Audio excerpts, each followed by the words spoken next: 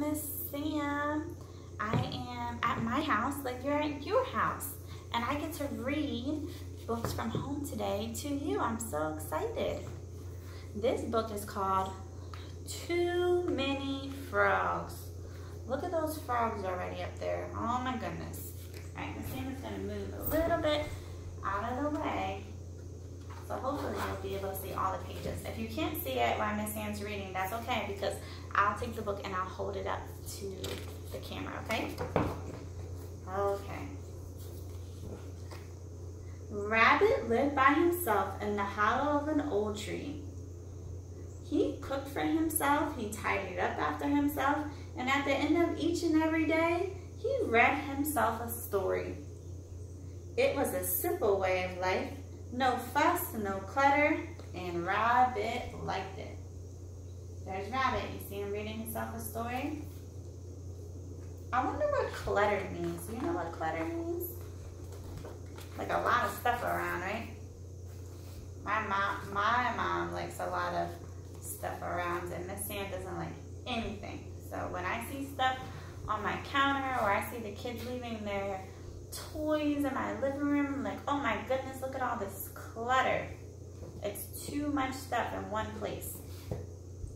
But one rainy day, well, one rainy evening, I'm sorry, evening is at night. So like 5, 6 o'clock when you're eating dinner, something around that time. But one rainy evening, he heard a knockety knocking at his door. It's Froggy, croaked the deep voice. Don't care for this storm. Rabbit, open the door. Everybody open the door. I was about to read myself a story. Love to listen, Froggy cried, and hopped right inside. Don't mind, do you? I suppose not, Rabbit said. All right, so here's Rabbit, and he's letting him in. See what happens next. Look, they're all together, they're both on one chair. So Froggy listened while Rabbit read his story. Well done, he cheered when Rabbit had finished. Storms ended too. Thanks for your kindness. Toodly-doo. Toodly-doo. That's a way of saying goodbye. I guess he was leaving, huh? The next evening, as usual, Rabbit finished dinner, tidied up, and sat down to read himself a story. But before he could begin, he heard another knockety knocking at his door. It's Froggy. Oh, Miss Sam didn't do her Froggy voice. It's Froggy, croaked the same deep voice. Rabbit opened the door. I was about to read myself a story. I know, Froggy cried and hopped right inside. Love to listen, but first, let's fix ourselves a snack. Or 3. Don't mind, do you? I suppose not, Rabbit said. Oh man. I wonder how many snacks Froggy fixed. So, Froggy hopped and popped and whipped and flipped and mixed and fixed a snack or 3. Too much fuss, Rabbit thought. Oh my goodness, look at all that stuff he fixed. It looks like some kind of cheese and celery and onions. And then he has like toast with mustard and some popcorn bananas in a milkshake all before bed. That's a lot of stuff there. And I think, didn't it say Rabbit just finished cleaning?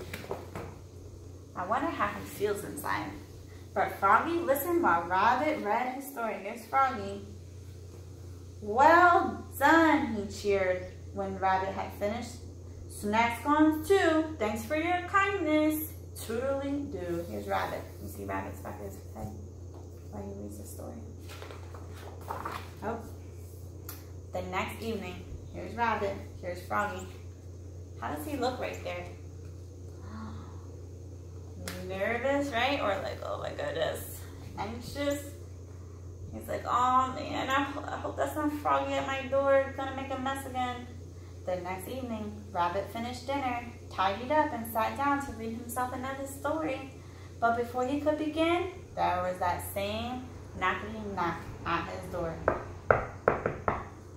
It's Froggy, croaked the familiar voice. Rabbit opened the door. I was about to read. He didn't even get to finish his sentence. He began. I know, Froggy cried and hopped right inside. About to read yourself a story. Love to listen, but first, let's get ourselves all comfy cozy. Don't mind, do you? I suppose not, said Rabbit. Oh, look at Froggy getting so comfy cozy. How do you think Rabbit feels right there? Oh, he looks annoyed to me, like, Froggy, first you come and interrupt my story. Then the next day you come and make all kinds of snacks. And then now you're making a mess with all the pillows.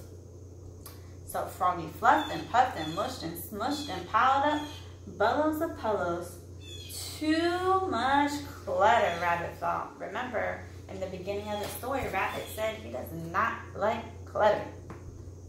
But Froggy listened while Rabbit read his story. Well done, he cheered.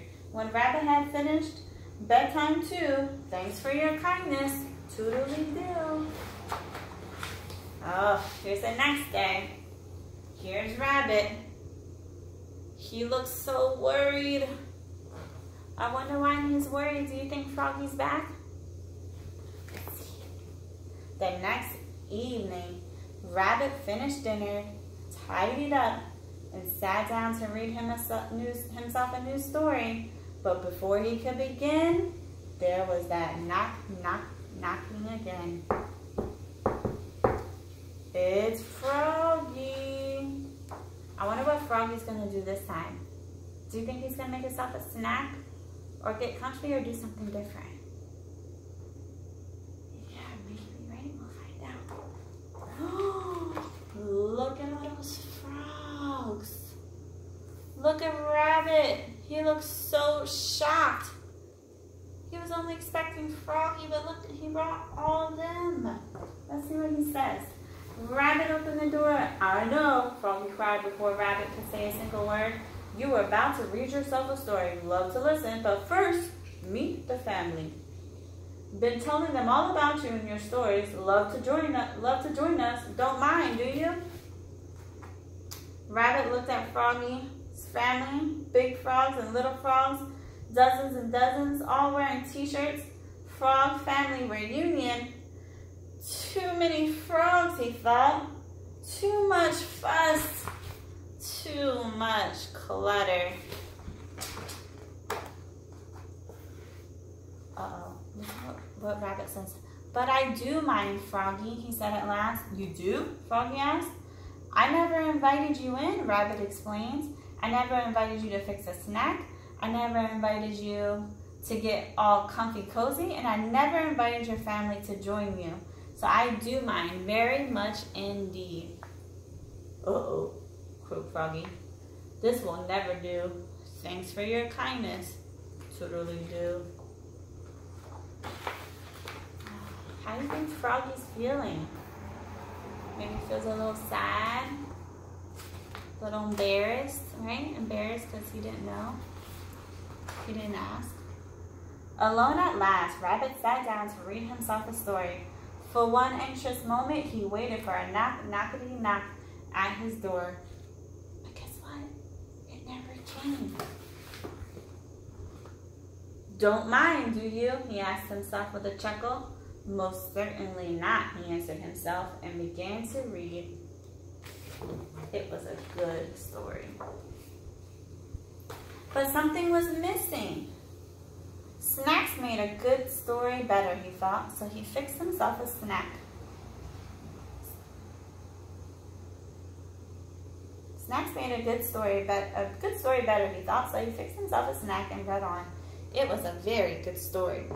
But something was missing. Pillows make a good story better, he thought, so he fluffed himself a pillow and read on. It was an exceptionally good story, but something was still missing.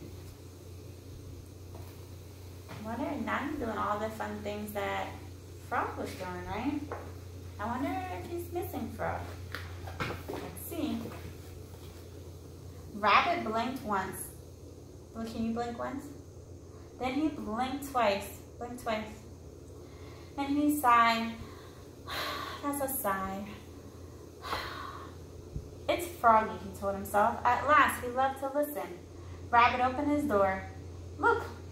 And then there sat Froggy and his family waiting patiently to say they were sorry.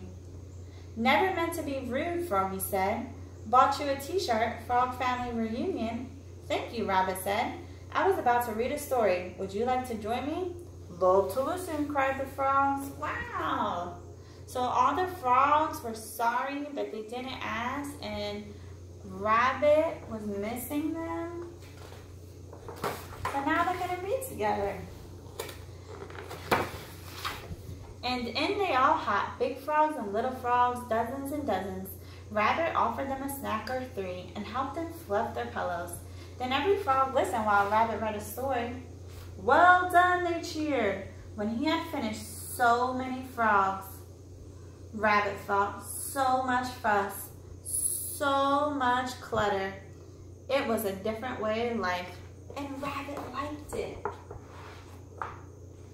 So sometimes things change and it's okay, right? Sometimes they're good.